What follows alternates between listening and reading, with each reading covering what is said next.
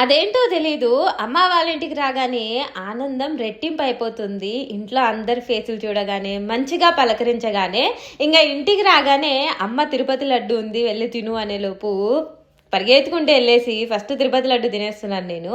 Tirupati లడ్డుకున్నంత famous ఇంక దేనికి ఉండదు. అంత టేస్టీగా, అంత యమ్మీగా ఉంటది. నాకు తెలిసి తిరుపతి లడ్డు తినని వాళ్ళు ఒక్కరు కూడా ఉండరు. ఇంకా మొత్తానికైతే తిరుపతి లడ్డు తినేసి వెంటనే బెల్లం చెరుకులు అయితే తీసుకున్నాను అనమాట.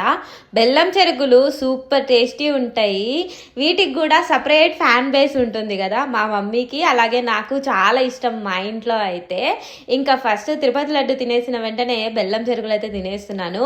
ఇవైతేనే చాలా ఈజీ అబ్బా. తెల్ల చెరుకులు ఉంటాయి కదా, చక్కెర చెరుకులు, ఆ చెరుకులు నిజంగా చాలా టైం పడుతుంది తినడానికి కూడా. బట్ బెల్లం చెరుకులు చాలా ఈజీగా వచ్చేస్తాయి కాబట్టి ఫటాఫట్ తినేయచ్చు.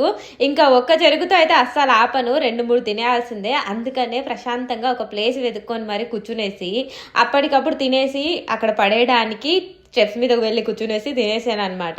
ఇంకా మళ్ళీ మమ్మీ లంచ్ టైంకి ఏం చేశారు అని చూస్తే ఈరోజు వైట్ రైస్, పాలకూర పప్పు, దాంతోపాటు శనక్కాయల పొడి కూడా చేసినారనమాట. టేస్ట్కి వచ్చేసి సూపర్ బాగుండింది. ఇప్పుడు నేను వడ్డిస్తున్నది మా తమ్ముడి కోసము, కానీ టేస్ట్ చూశాను చాలా బాగుండింది. ఇంకా కొద్దిసేపు ఆగిన తర్వాత నేను కూడా తినేసాను అనమాట. అత్తమ్మ వాళ్ళ ఇంట్లో ఆల్రెడీ లెమన్ రైస్, మట్టికాయ తాలింపు తినేసి వచ్చిన ఒక 2 అవర్స్కే మళ్ళీ ఆకలేసింది పెద్ద కూతురికి. తిరుపతి లడ్డు, చెరుకులు అలాగే పప్పు అన్నం బాగా తినేసా. వీడియో వస్తే లైక్ చేయండి.